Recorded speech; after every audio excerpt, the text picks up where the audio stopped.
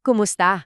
Pag-uusapan natin ngayon ang isang simple pero sobrang powerful na katotohanan tungkol sa planeta natin. Isang idea na kapag naintindihan natin, baka magbago ang tingin natin sa mundo. Tara, simulan na natin. Ito yung pinakapuso ng usapan natin. Isang maikling pangungusap pero napakalalim ng kahulugan. At aalamin natin ngayon paano nga ba ito pinapatunayan ng siyensya. Alam nyo, sa bilyon-bilyong planeta dyan sa bubong kalawakan, ang daigdig lang ang kaisa-isang alam nating may buhay. Ito palang sobrang espesyal na, di ba? Isipin mo, nasa isang planetang buhay tayo. At hindi lang tayo ang nandito. Mula sa pinakamalaking balyena sa karagatan hanggang sa pinakamaliit na bakterya na hindi mo man lang makita, lahat tayo nagsasama-sama sa iisang bahay. Ganun kalawak at ganun ka-diverse ang buhay dito sa Earth. Okay, so mula sa malaking picture ng planeta, no? Ngayon, mag-zoom in tayo. Sobrang liit na zoom in sa isang bagay na hindi natin nakikita. Pero ito pala yung sekretong mika na nag-uugnay sa ating lahat. Ito na, ang DNA. Para madaling isipin, ito yung parang instruction manual o blueprint na ginagamit ng lahat ng may buhay, mula halaman, hayop hanggang sa atin. Ito yung nagsasabi kung paano tayo lalaki, kung paano tayo gagana. At ang pinaka-amazing dito, iisang lengguwahe lang to para sa lahat. At dito, ito yung nakakagulat na numero. Ready?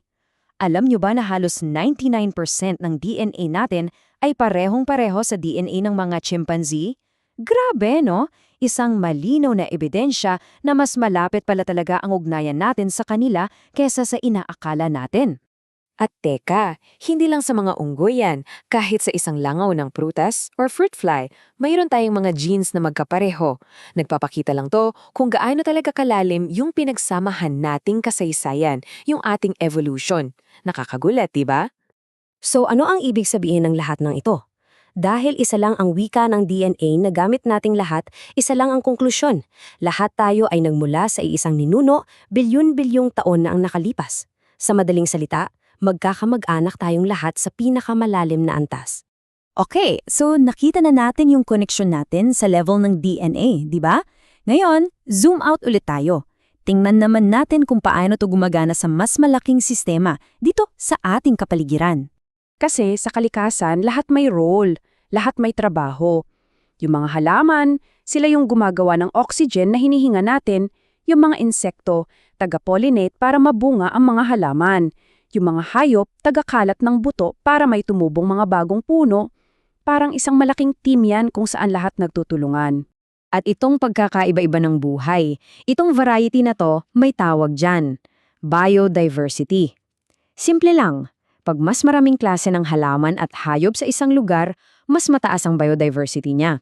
At bakit ito importante? Kasi isipin mo, kung mas maraming miyembro ang isang team, mas matatag ito, mas kaya nitong harapin ang anumang pagbabago at mas malusog ang buong sistema. So, ang biodiversity para siyang safety net ng kalikasan. Ngayon, dito na tayo papasok sa kwento.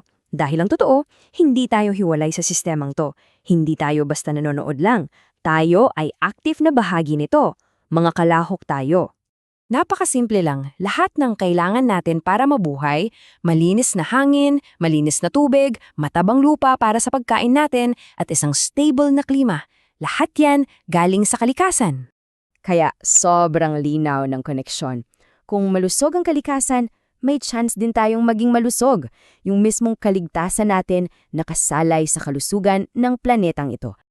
At dito na natin pagsasama-samahin ang lahat ng napag-usapan natin para makita natin yung buong larawan. So, ito yung pinaka-realization. Hindi tayo mga islang hiwa-hiwalay. Lahat tayo, tao, halaman, hayop, ay mga sinulid na bumubuo sa iisang malaking tela. Ang bawat isa ay konektado sa lahat. Isa lang tayong sistema. At ito na ang buod ng lahat.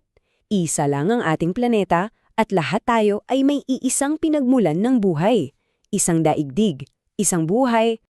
At iiwan ko kayo sa tanong na ito. Ngayong mas malinaw na sa atin ang katotohanan ito na lahat tayo ay konektado, ano ang mababago niyan? Paano nito babaguhin ang pagtingin natin sa ating sarili, sa isa't isa at sa ating nag-iisang tahanan? pag-isipan natin.